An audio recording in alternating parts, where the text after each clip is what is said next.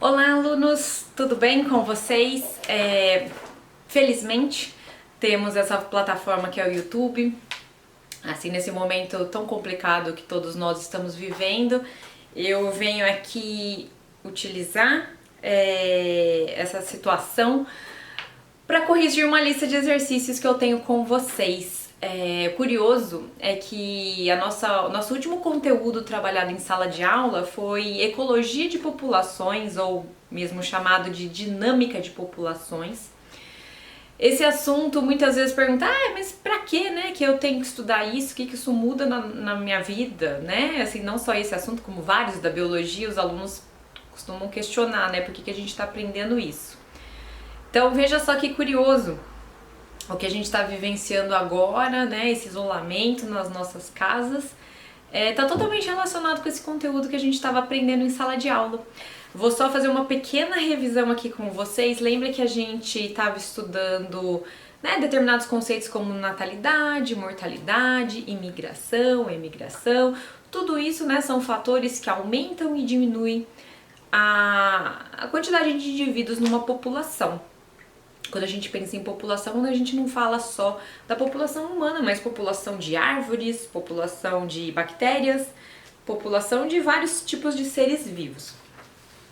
E lembrem que eu fiz um desenho com vocês que era o seguinte, é como se fosse, né, um gráfico assim, onde o eixo Y é o número de indivíduos, o eixo X o tempo, e a gente tinha uma curva assim que parecia um J, que representa o potencial biótico de uma determinada espécie. Então o que é isso? Significa o crescimento hipotético, né? Assim, o que aconteceria com as populações se não houvessem problemas nenhum?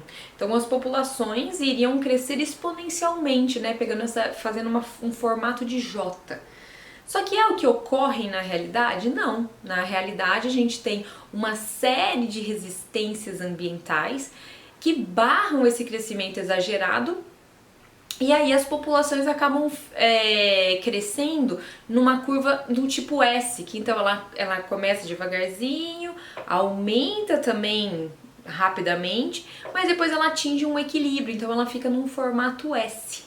Esse S, né, o fim do S aqui no final, a gente fala que essa capacidade máxima de crescimento dessas espécies é chamada de capacidade limite ou capacidade de suporte. Porque não tem espaço, não tem comida, não tem situações ideais para todas as espécies crescerem infinitamente, tá? Então o que seria essa resistência ambiental que barra esse potencial biótico? Seria a falta de alimento, falta de espaço, competição entre espécies, né? Indivíduos da mesma espécie ou de espécies diferentes, predação ou ainda parasitismo. Então vamos aqui colocar, né, eu não poderia deixar de falar do coronavírus, que é um parasita intracelular obrigatório, é um organismo que parasita não só o ser humano, mas como vários tipos de... Desculpa, gente. Os vírus, de uma maneira geral, né, parasitam milhares de seres vivos. E o coronavírus é um exemplo de vírus que tem prejudicado tanto a nossa vida, né? E então a gente poderia pensar, a população humana ela iria crescer exponencialmente? Não, a gente tem uma série de fatores que barram esse crescimento desenfreado. E que bom, né? Porque, não no caso do coronavírus, mas que bom que num ecossistema tem esse equilíbrio, porque senão as populações iriam crescer infinitamente e não é o que ocorre, tá? Então, assim, o meu objetivo de hoje é resolver com vocês a lista de exercício que eu passei para algumas turmas eu já entreguei essa lista em aula. Para outros alunos já estava nessa semana em que muitos faltaram, então alguns receberam, mas se você não tiver essa lista, vai estar no Mural 21, não sei se eu já coloquei, eu acho que eu já coloquei, eu vou tentar colocar aqui embaixo desse vídeo, para quem quiser acompanhar, eu não sei se eu consigo anexar, mas é provável que sim. Então ela é uma lista que é relacionada com esse assunto de ecologia de populações. Eu vou tentar aqui resolver com vocês de maneira breve. Qualquer dúvida que vocês tiverem, eu vou, né, vocês escrevam aí embaixo, eu vou tentar ir respondendo. E como eu disse, o conteúdo já foi passado em sala de aula. Os próximos, vamos ver como é que vai sendo a dinâmica, mas eu pretendo continuar postando os vídeos, vamos ver como que fica a qualidade desses vídeos e se vocês gostam. Então é isso, tá? Deixa eu, sem mais delongas aqui, já iniciar a lista com o exercício número 1. O exercício número 1, ele fala assim, ó, as variáveis que são utilizadas para determinar a densidade populacional são as seguintes. A alternativa correta, eu já logo vou falar qual que é a alternativa, é a letra A, em que fala que a densidade populacional é o número de indivíduos da população pela área ou volume. Então, o que é densidade populacional? É o número de indivíduos pelo espaço em que ele ocupa. Esse espaço eu posso calcular em área. Por exemplo, 200 mil habitantes por quilômetro quadrado, tantos habitantes por quilômetro quadrado. Sei lá, acho que eu falei exagerado, né? Mas sei lá, 10 habitantes por quilômetro quadrado. Ou então, quando eu penso num organismo marinho, eu tenho que pensar em metros cúbicos, né? Não, gente, desculpa, não é em metros cúbicos, eu tenho que pensar em volume. Então, por exemplo, metros cúbicos é uma unidade de volume. Ou então ml, vamos supor, tantas mil colônias de bactérias por ml. Ou então 30 peixes por litro, não sei. Por litro não, né, gente? Tô dando uns exemplos horrorosos aqui. Por litro não, como é que vai caber tudo isso de peixe? A não sei que for uns micro peixinhos, mas enfim, é isso. Número 2.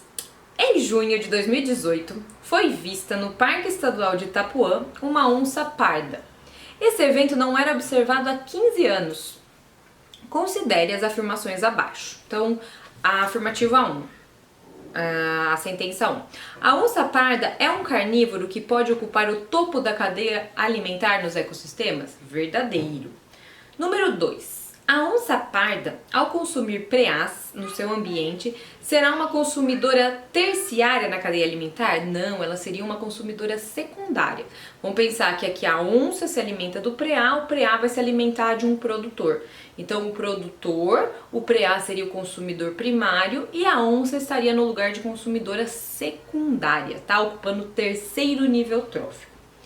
E a terceira, o crescimento populacional das onças pardas deve-se ao dimorfismo sexual evidente nesses mamíferos? Não, não tem nada a ver o crescimento populacional estar relacionado com dimorfismo sexual. O que é dimorfismo sexual?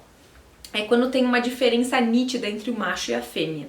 Então não tem nada a ver esse dimorfismo com crescimento populacional, então a alternativa é a A. A terceira, gente, representa aquele gráfico que eu comecei o vídeo aí com vocês. Então, número de indivíduos pelo tempo. A gente tem aí, acompanhem com a lista. O número 1 representa esse potencial biótico de crescimento. Aquele que seria uma coisa meio ideal. O 4 representa a resistência ambiental, que barra tudo aquilo que o potencial biótico diz, né? Que é esse crescimento exponencial. Veja que o número 1 representa a letrinha J. E o 3 representa a curva de crescimento real, que ela segue, né, um formato S, mas que no final ela tem umas ondinhas. O que representa essas ondinhas? Essas ondinhas, ela representa que o ecossistema, na verdade, ele não tem fixo um número de habitantes, de indivíduos, de seres daquela espécie. Não, aquilo tem uma oscilação. Então pensa numa relação de presa e predador. Ora, o predador está no número reduzido e a presa, então por isso fica no número mais elevado e depois isso se inverte. Então isso é um equilíbrio, é o que a gente espera que aconteça nos ecossistemas.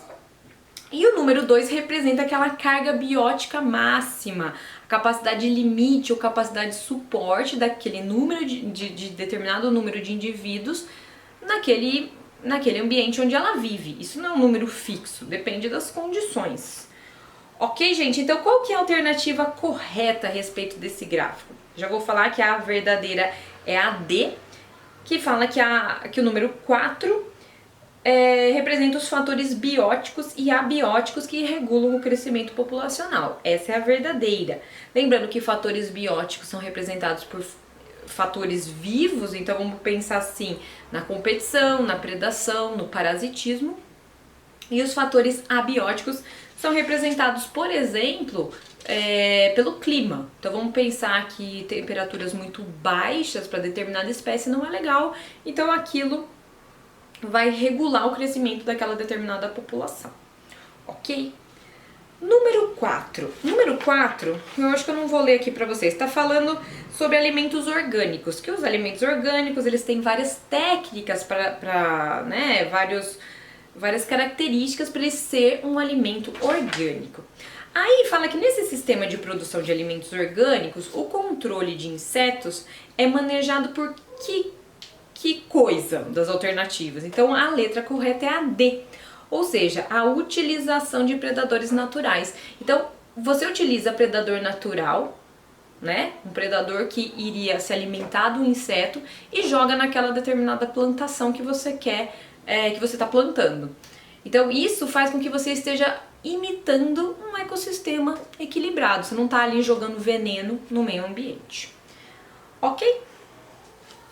Número 5. No número 5, também mostra um crescimento populacional de duas populações de um mesmo inseto que foi colocado em ambientes semelhantes, só que com uma coisinha diferente, com uma variante. Então a letra A pergunta: qual é o nome da capacidade teórica de crescimento de uma população biológica? Acabei de falar aqui, qual é o nome daquele crescimento teórico de crescimento? Potencial biótico, é a capacidade de crescimento exponencial, como se não houvesse problema nenhum. Vocês percebam aí no gráfico que tem, de novo, o número de indivíduos pelo tempo e a população que cresce mais e atinge um número maior de indivíduos tá mais em cima, e uma segunda população com um número máximo um pouquinho mais baixo. Então a gente vê que a população lá em cima, ela se deu um pouco melhor. Então, tá perguntando na B, qual a variante que poderia explicar o resultado expresso no gráfico?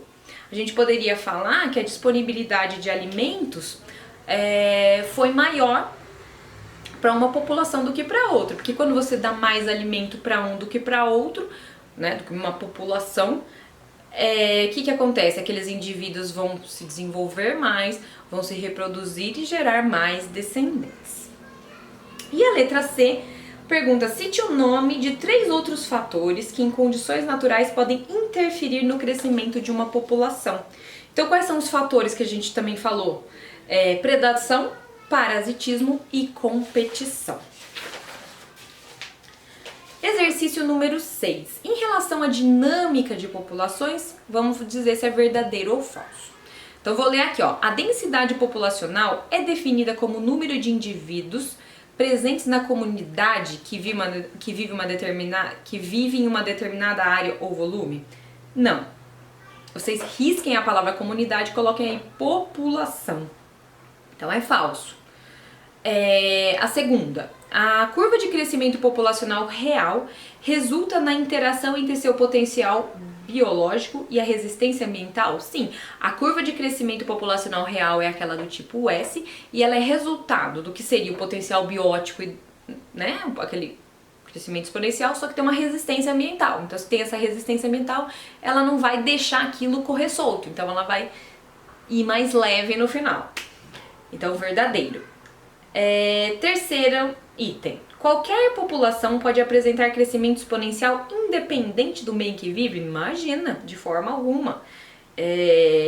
Sempre vai ter condições barrando aquele crescimento exponencial, então é falsa. E a última aqui, a capacidade de carga ou resistência ambiental, a competição e a densidade populacional são exemplos de fatores que regulam o crescimento populacional? Sim, tudo isso que está listado aqui regula o crescimento populacional. Então a alternativa é a C. Então é falso, verdadeiro, falso e verdadeiro.